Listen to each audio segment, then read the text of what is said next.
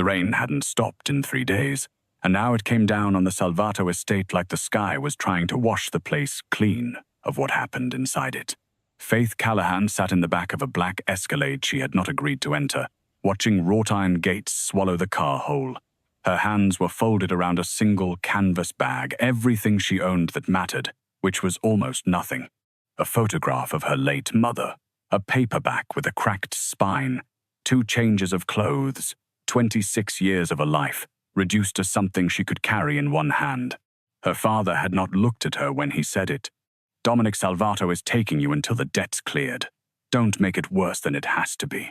He'd said it the way a man reads a grocery list.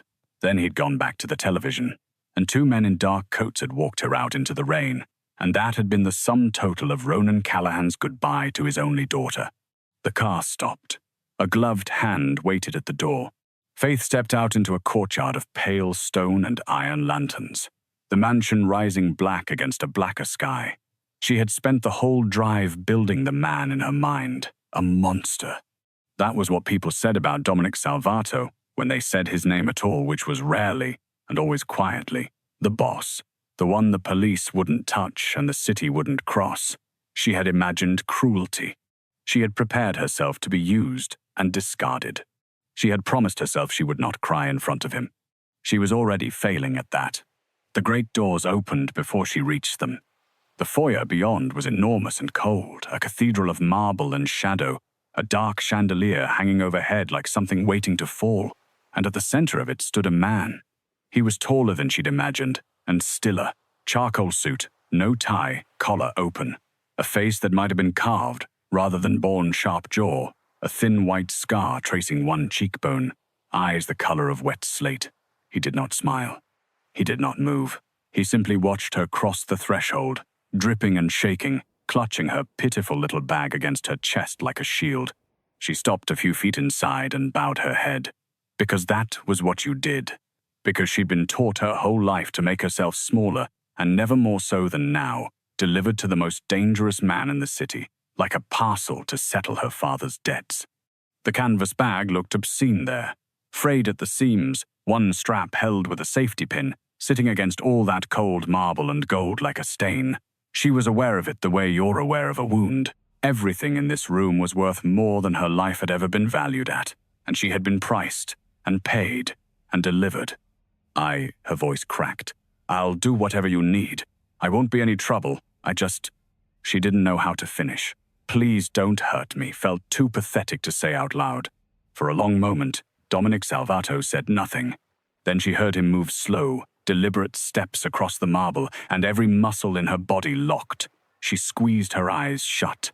She waited for the grip on her arm, the cold voice, the beginning of whatever nightmare this was. Instead, weight settled over her shoulders, heavy, warm, smelling faintly of cedar and rain. Her eyes flew open.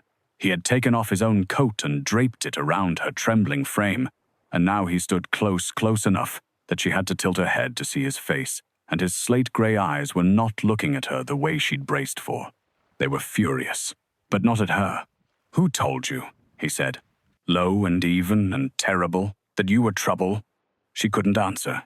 Look at me. It wasn't a shout. It was quieter than a shout, and somehow that landed harder.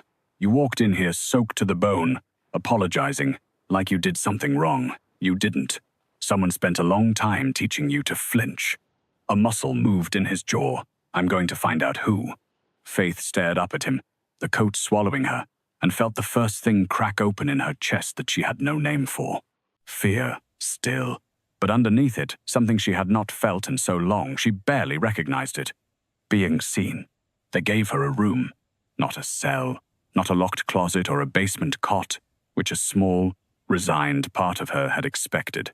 A room 2nd floor, tall windows over the rain-drowned gardens, a bed larger than the apartment she'd shared with her father. Fresh clothes folded on a chair. In her size, someone had known her size. A woman named Rosa, 60 and unbothered by anything, showed her the bathroom, the closet, a small silver bell she could ring at any hour. You ring, someone comes, Rosa said. That's how it works here. And if I want to leave?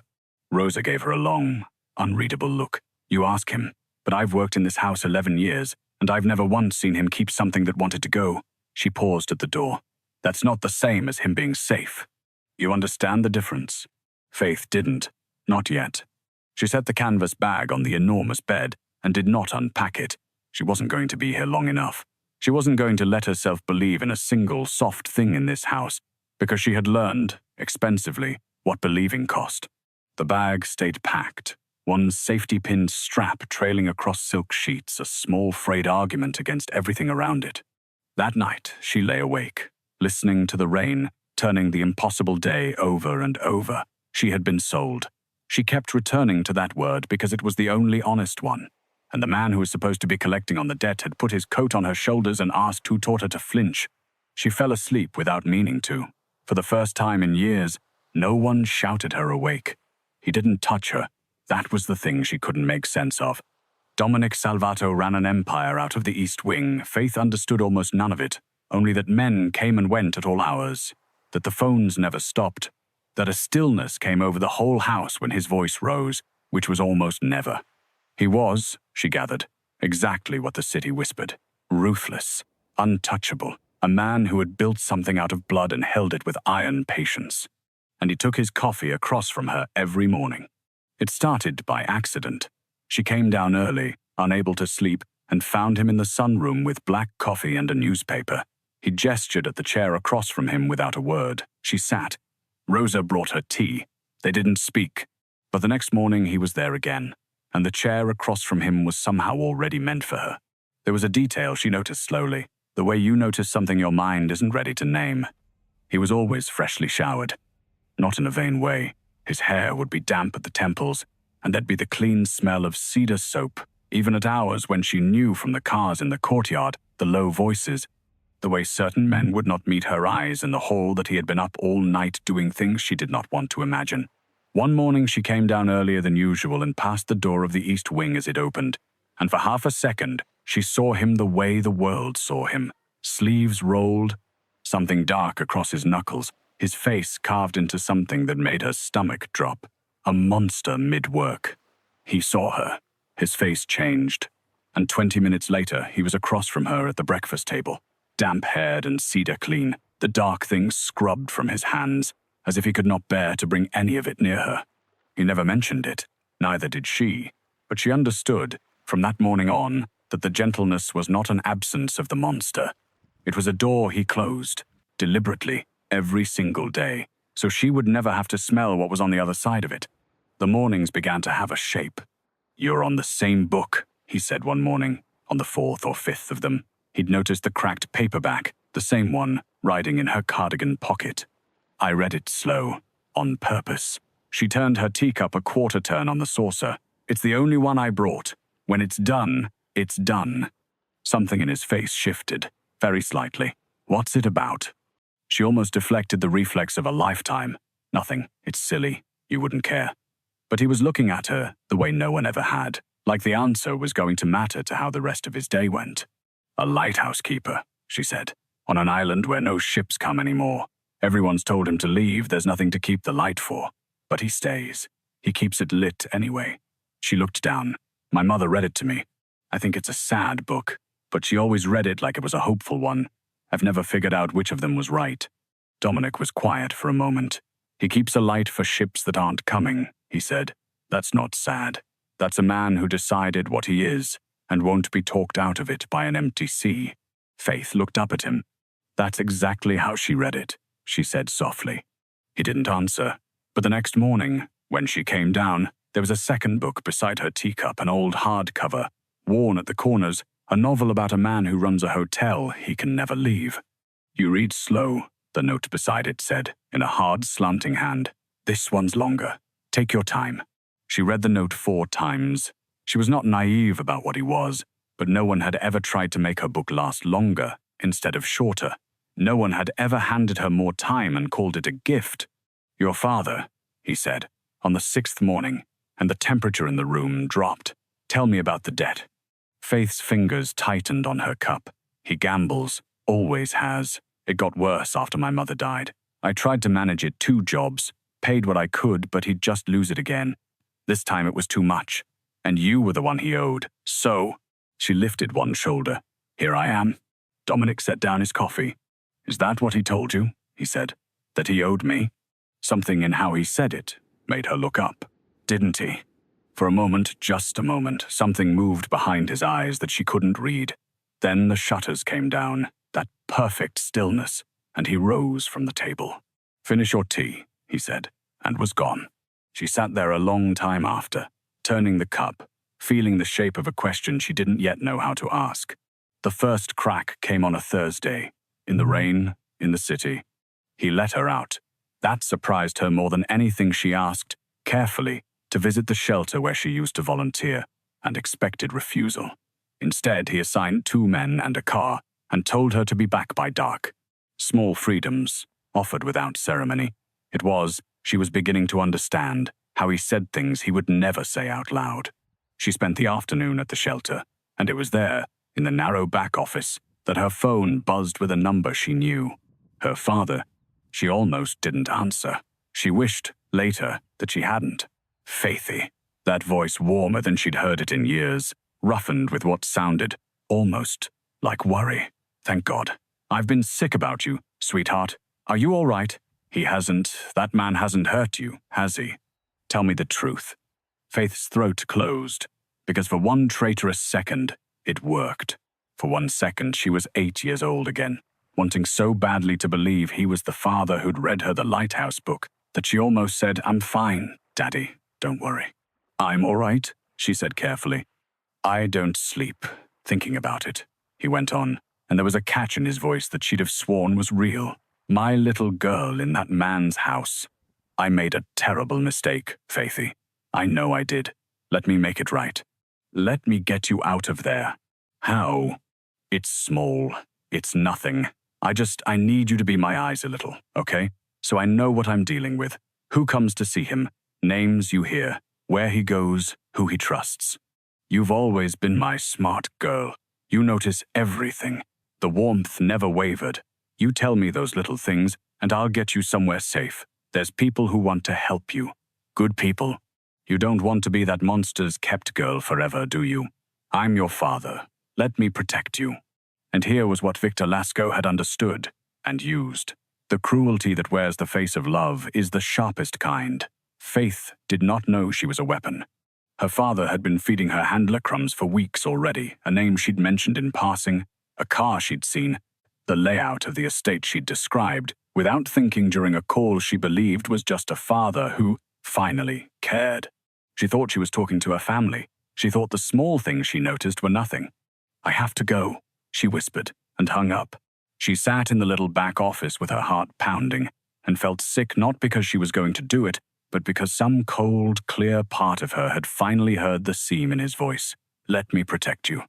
He'd never once, in 26 years, protected her from anything. The warmth was a tool. It had always been a tool.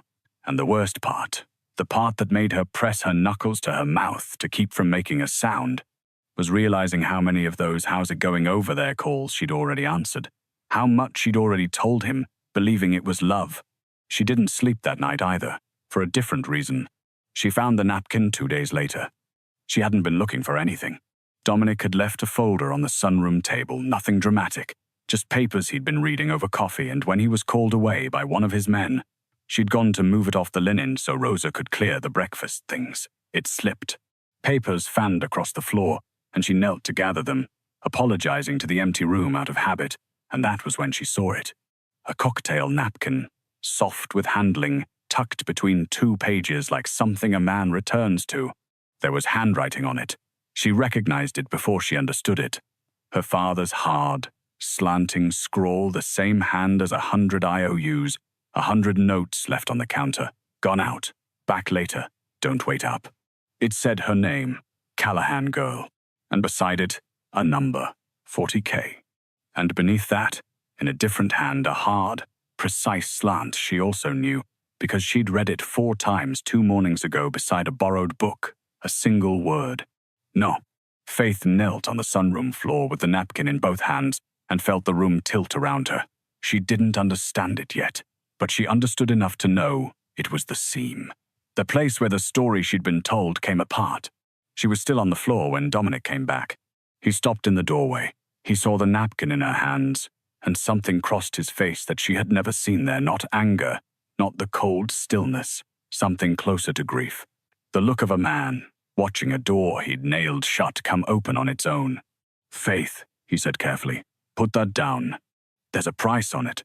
Her voice didn't sound like her own.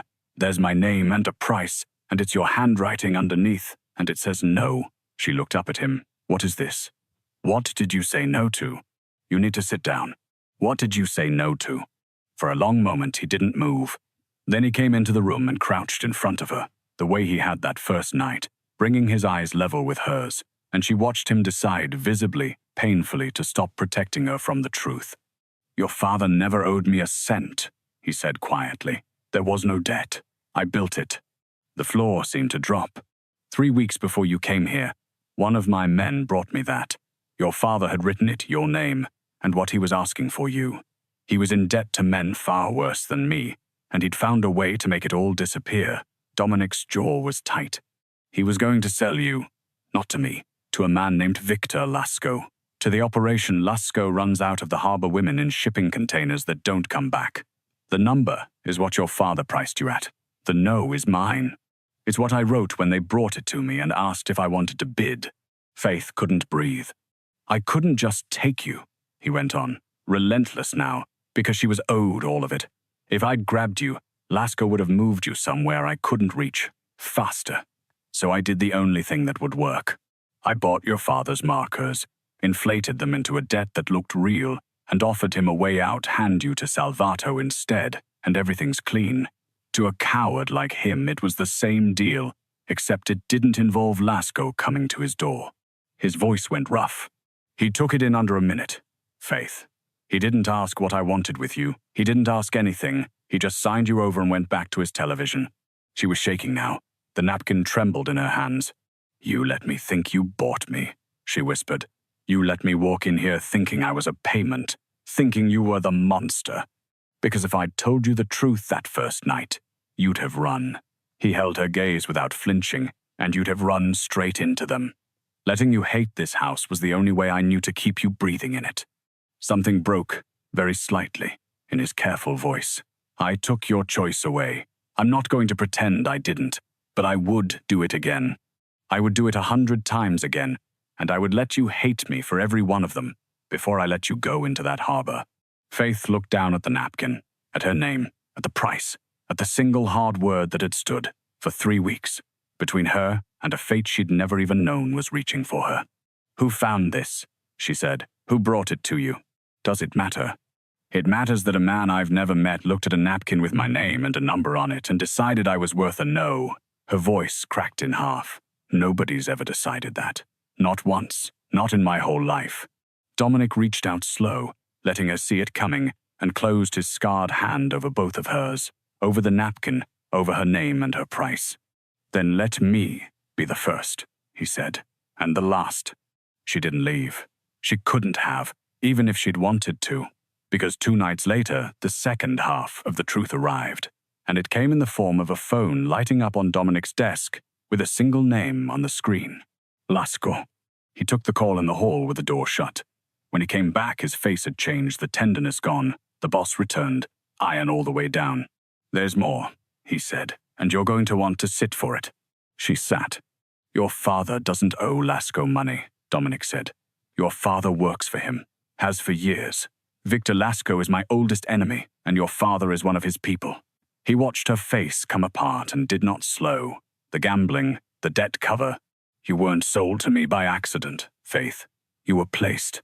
Lasco used your father to put you inside my house on purpose, as a set of eyes. You were never a debt payment. You were a plant.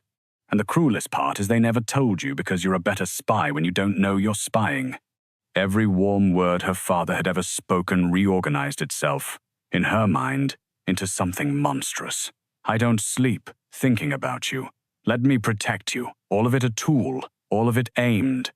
"Then why the harbor?" she whispered. "If they wanted me here as a spy, why was there ever a price to sell me to the containers?" "Because Lasco doesn't gamble with things he can't control." Dominic crouched in front of her again. The harbor deal was real. It was the fallback. If I hadn't taken the bait, if I hadn't bought you off your father, they'd have shipped you out to get rid of you. Because a spy you can't extract is just a liability. Either I take you and they get eyes in my house, or I don't and they get you off the board permanently. His voice dropped. There was no version of that plan where you came out alive, except the one where I burned the whole thing down to pull you out of it. Faith looked at this man, this monster, this stranger who had upended his own careful war to lift one overlooked woman out of a machine designed to grind her up no matter which way it turned. You knew all of this, every morning, over coffee. Yes, and you kept giving me books. Faith, he said her name like it hurt. I kept wanting to give you more time, because every day you stayed was a day I got to keep you alive. I didn't know how to tell you that the light you were keeping, I was keeping one too. For a ship I was terrified would leave.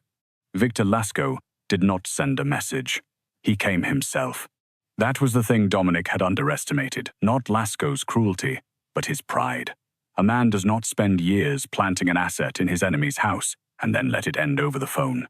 He comes to take back what's his and to make an example of the man who touched it. He came 3 nights later, under a flag of false parley, into the cold marble foyer where Faith had first arrived, silver-haired, lean, a smile like a knife. 6 men behind him, spreading along the walls with the loose, unhurried menace of men who have done this before. And Dominic met him there with Faith at his side because she had refused, flatly, to be hidden. I've been handed back and forth my whole life, she told him. Not this time. This time I'm in the room. So she was in the room. You've kept my little investment looking well, Lasco said, and his pale eyes moved over, Faith with a slow, proprietary amusement that made her skin try to crawl off her bones. He stepped closer, one measured step, then another, until she could smell his cologne over the marble's cold. Do you know what you are, girl? Do you understand it yet? He tilted his head. You're a lens, a very good one. Your father pointed you, and you focused, and everything you saw, I saw. Every name, every car, the layout of these very halls. He smiled, gentle as a blade. You gave me this house room by room, and you thought you were making small talk with your papa. You've been the most useful thing you'll ever be, and you never even knew you were being used. There's a kind of purity in that. It's almost a shame to retire you. Faith felt each word land, felt the old flinch rise in her, the lifetime instinct to fold inward, to make herself small enough to disappear. She didn't. She held Lasco's gaze, and she thought of a napkin with her name on it and a single word that said no, and she thought of a man who scrubbed the blood from his hands every morning so she'd never have to smell it. And something in her that had been bowed her entire life quietly, finally, straightened. You're wrong about one thing, she said. Her voice didn't shake. It surprised even her. The most useful thing I'll ever be is standing here, in front of you, knowing exactly what you are. She reached into her coat and pressed play. Her father's voice filled the marble hall. That same warm, worried voice, the mask he wore. You tell me those little things, and I'll get you somewhere safe. There's people who want to help you. You don't want to be that monster's kept girl forever, do you? And then, beneath it, unmistakable, the name that turned it all to poison. I'll square it with Lasco. He always takes care of his people. The temperature in the room dropped 10 degrees. Lasco's men shifted along the walls. Because an asset who could produce that recording, who had flipped, who was standing in the enemy's foyer holding the enemy's hand, playing the handler's name aloud in front of the very men brought to witness, a triumph was not a loss. It was a whole. A public one. And a man like Victor Lasco survived only as long as no one saw a hole. His smile did not fall. It curdled, slow, into something without any warmth in it at all. Clever, he said softly. Both of you. He didn't raise his voice. He didn't need to. Kill him. Take the girl. We'll price her properly this time and lower. And Faith, for the first time, saw what Dominic Salvato was when the door came off its hinges. There was no speech. No warning.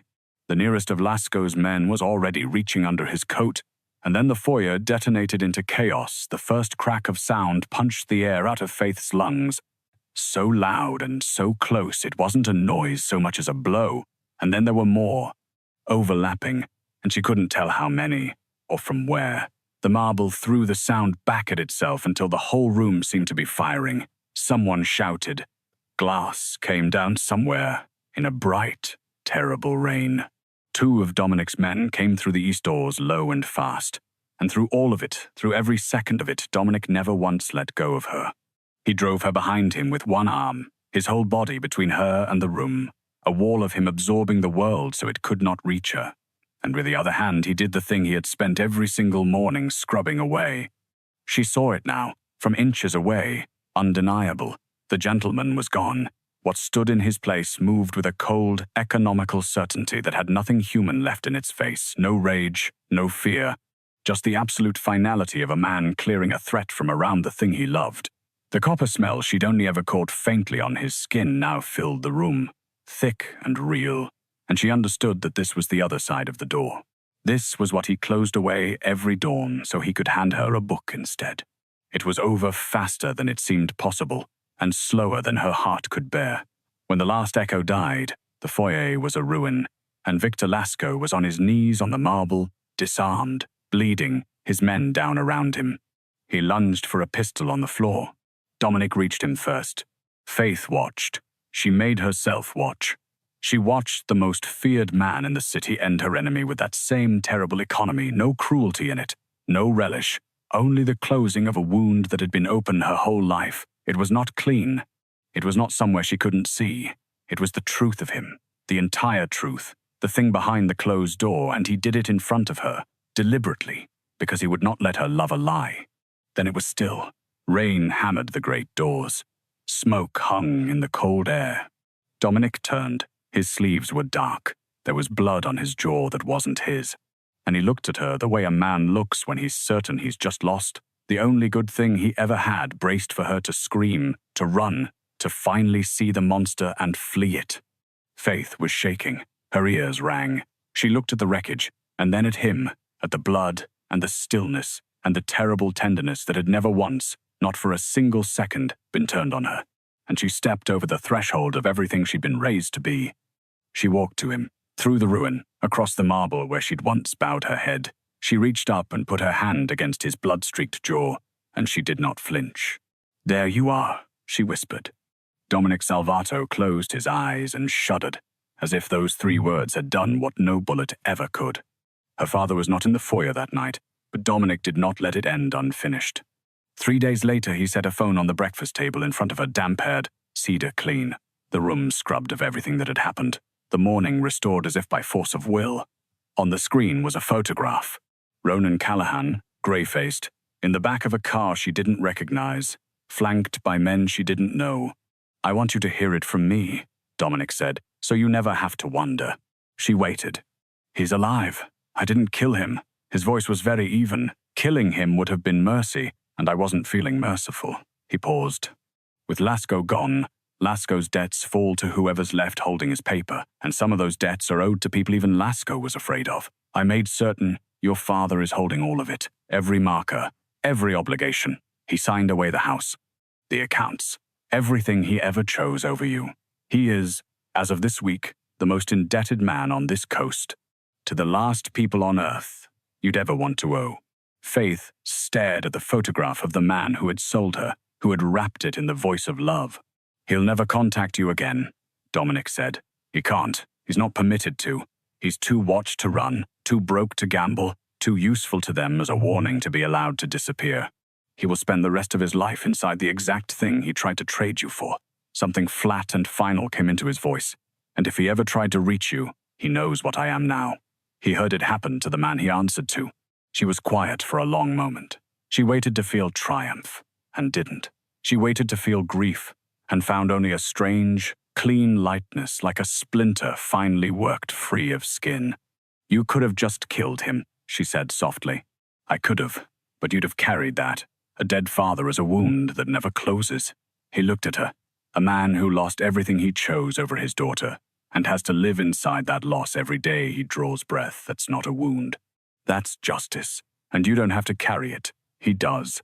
She reached across the table and took his hand, the hand that 3 nights ago had done a terrible thing, scrubbed clean now, warm in hers. "You keep finding ways to save me," she said, "that cost you more than just saving me would." "That's not saving," Dominic said quietly. "That's just you. Everything's more with you. She did not leave. That was the thing that undid the last of it, the small, quiet thing that mattered more than the war. When the danger had settled and the house had gone still, Dominic told her awkwardly, unused to the words, that she was free to go. That the debt had never been real, that nothing held her, no obligation, no price, that he'd set her up anywhere, with anything she needed, and she'd never have to see him again if that was what she chose. He was braced for it. Rosa had told her once, "I've never seen him keep something that wanted to go." He was letting her go before she could ask. Faith listened to the whole speech. Then she walked upstairs to the room he'd given her, and she picked up the canvas bag off the silk sheets, the frayed bag with the safety pin strap, still packed after all these weeks. Still sitting there in the middle of all that luxury exactly as it had that first night. An exit she'd kept ready, an argument she'd never let herself put down. She unpacked it. Slowly, deliberately, her mother's photograph onto the nightstand, angled toward the window, the cracked lighthouse book onto the shelf, beside the longer one he'd given her, 2 worn changes of clothes into a drawer that could have held 50.